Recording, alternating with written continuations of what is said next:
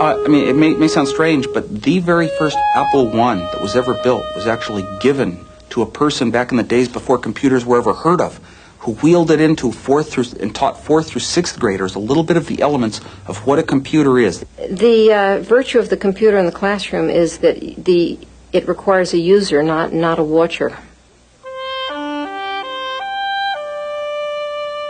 What we do in science is we build models. We do most of our testing with models. We do most of our thinking with models. And then later on, if we're honest, we try and relate these models back to the outside world. And these models are our voodoo dolls. They used to be built in mathematics. Now they're being built in increasing form on the computer. So simulation is what the computer is all about. And all the different ways you can simulate things are what the computer's destiny is. The biggest problem teachers have is motivating students to want to learn. And if the computer can relieve the teacher of that burden, because the teacher today is competing with television and competing with a lot of distractions, if the teacher has that tool to bring the kids to a kind of a fever pitch of wanting to complete a task, wanting to see something accomplished successfully, then I think that this will become a tremendous resource for the teacher. It won't supplant the teacher. Life is wonderful, huh? And you want to get that over to the kids. Look, you can go over the top and come around to this side and look at it from the other side. Good. Now, what about what's going on the inside? Well, the crater up here was from an eruption a long time ago. You can see the cracks where the lava came down.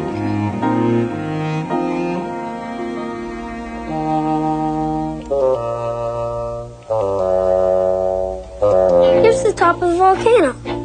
The crater was caused by an eruption a long time ago. Show us where the magma is. The part is the magma underneath the Earth's crust.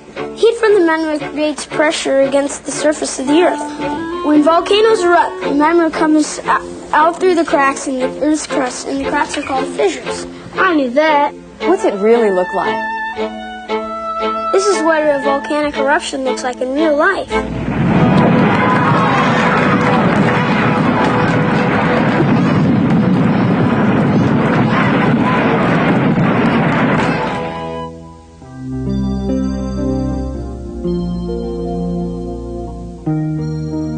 So being able to speak and get natural responses, the metaphor of kind of a human personality in the computer, certainly I think that's one of the big directions that computers will go. The computer having very personal characteristics, speaking in a natural human voice. Elements moving on the screen as the computer describes what's happening. Still giving the advantage of a computer, which is it's interactive.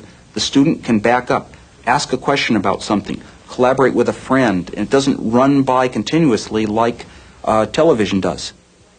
I'm not sure to what extent computers are being used now for adult literacy, but I feel persuaded that it's a much more effective tool than the school situation for most adults, because the computer's not threatening.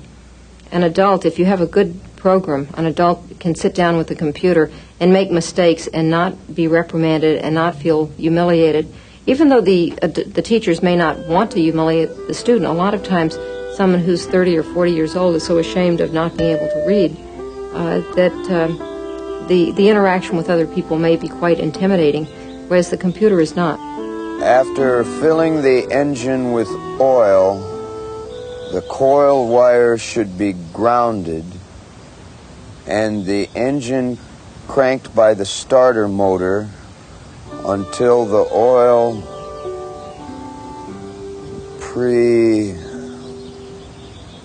what's this word? Pressure. Oh, pressure. Until the oil pressure gauge reads 10 pounds. Would you like to go on to lesson 6? No, I want to read this.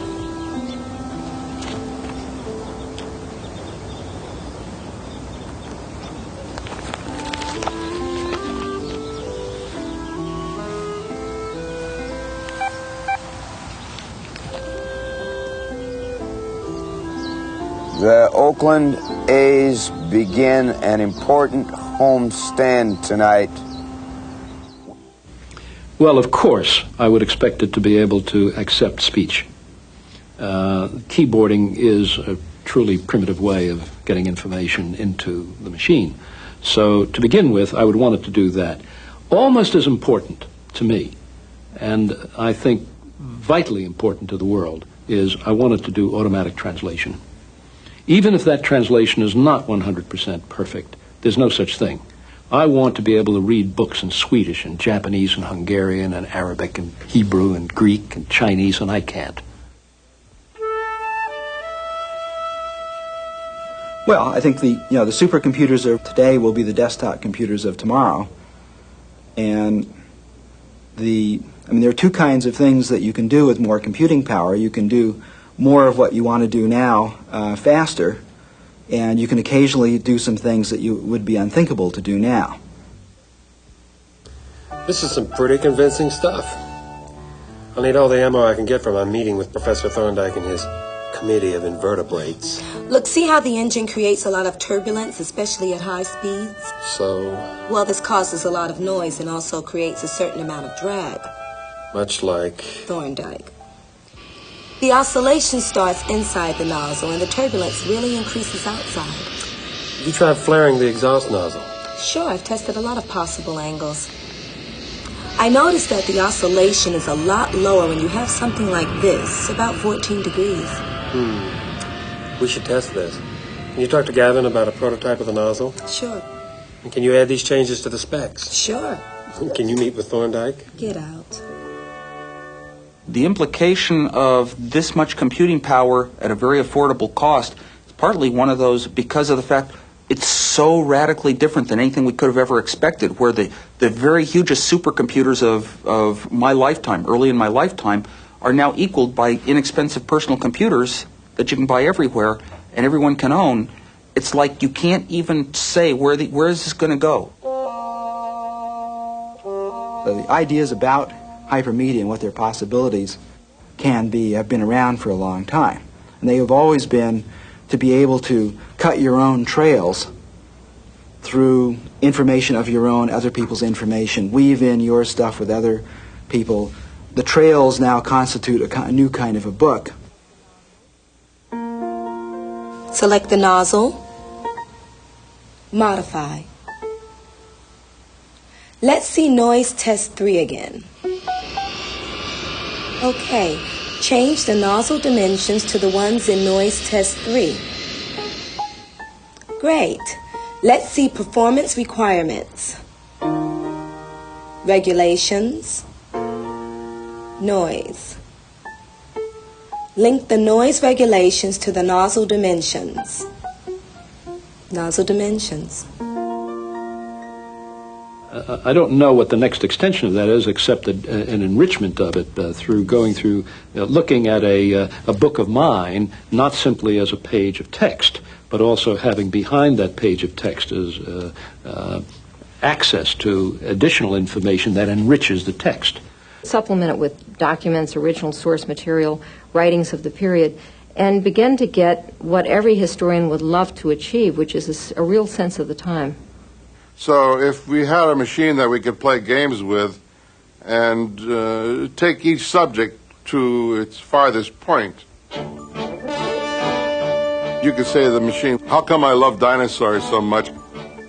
Show me all the covers of the science fiction magazines my father and my grandfather grew up with that caused us to become scientists or technologists, to fall in love with the future, the things that make us want to live forever. That sort of machine, I think, would be absolutely incredible for a child to play with. We're all doing the same thing, same work, but we're doing it in different ways. And saying, my God, isn't this exciting? What we have here to prove that mankind has moved from here to here and can move even further to here.